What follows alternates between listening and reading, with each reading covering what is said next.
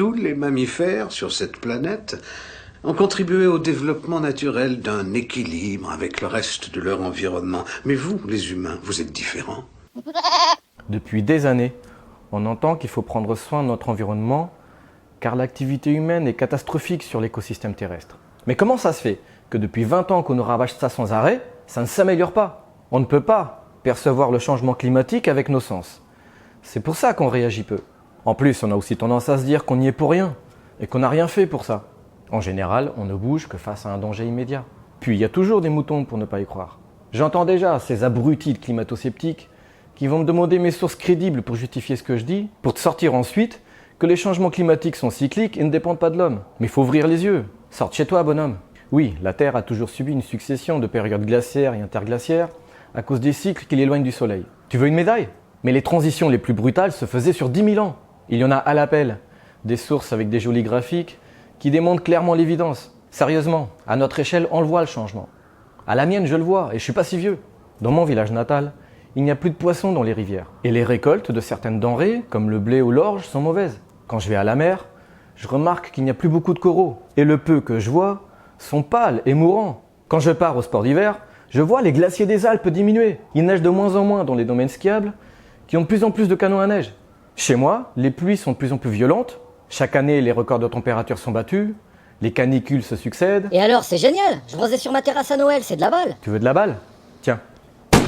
Donc, à mon niveau, sans avoir besoin de sortir de France, je le vois déjà. Comment on ne peut pas voir qu'on a détraqué l'écosystème de notre planète en une génération? Bon, en même temps, l'évolution ne nous a pas préparés à réagir à ça, et le contrat social non plus d'ailleurs.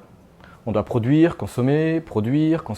Depuis 1970, les fonctions de notre État se réduisent à celles d'un protecteur du commerce international. Et qu'est-ce qu'elles veulent, les multinationales? Encore se gaver comme des porcs, des ressources de notre planète pour continuer à produire. L'objectif est économique, pas écologique. Les responsables, ils en ont rien à battre de déglinguer la biodiversité et la moitié des mammifères, des poissons et des oiseaux depuis 40 ans. Tant qu'il leur reste de la vodka ou du caviar au frais sur leur yacht, pendant qu'ils pêchent des requins, je m'en fais pas pour eux. Et puis les décideurs savent placer leur blé pour tirer profit des catastrophes naturelles.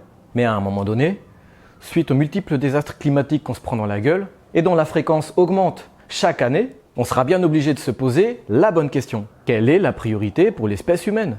On n'a pas le choix que de vivre en symbiose avec la nature. Notre planète n'a pas besoin de l'humanité. Et saura même s'en débarrasser si on la dérègle trop. Perso, je doute qu'on puisse encore attendre quelque chose du gouvernement qu'on nous impose depuis 40 ans. Ils sont trop occupés à faire du business, ou à se masturber le cerveau pour trouver une nouvelle façon pour mieux nous taxer, ou de se faire réélire. Et on est en train de payer cher pour leur mépris, car les catastrophes environnementales sont déjà là. On ne peut plus éviter le changement climatique. On est en plein dedans. Il n'y a pas que les ours polaires qui galèrent. Il y a déjà des réfugiés climatiques. Mais heureusement, il y a énormément de participants qui entreprennent des initiatives. Des éco-villages, des investissements dans les énergies renouvelables, des écologistes qui font pression, des chaînes YouTube qui contribuent à la prise de conscience, des réactionnaires qui s'acharnent, des rebelles du consumérisme, des associations engagées, des gens comme vous peut-être, qui réduisent leur impact sur l'environnement. Bref, il y en a de plus en plus. Ça reste minoritaire car le mouvement ne fait que commencer, mais ça explose de partout. Les gens commencent à voir, à se rendre compte, et à modifier leur façon de consommer et à remettre en question notre économie. On est en train de changer de civilisation. Mais on a besoin de vous. Vous pouvez aussi réagir en partageant cette vidéo par exemple. C'est un bon moyen de sensibiliser un maximum de gens. Mais ceux qui tiennent à l'ancien monde vont employer tous les moyens pour qu'on n'y parvienne pas. Attention à ce que vous regardez. Les spécialistes que les médias choisissent d'éclairer ne sont pas forcément ceux qui ont raison. Alors restez lucides. Si el clima fuera un banco, ya lo habrían salvado.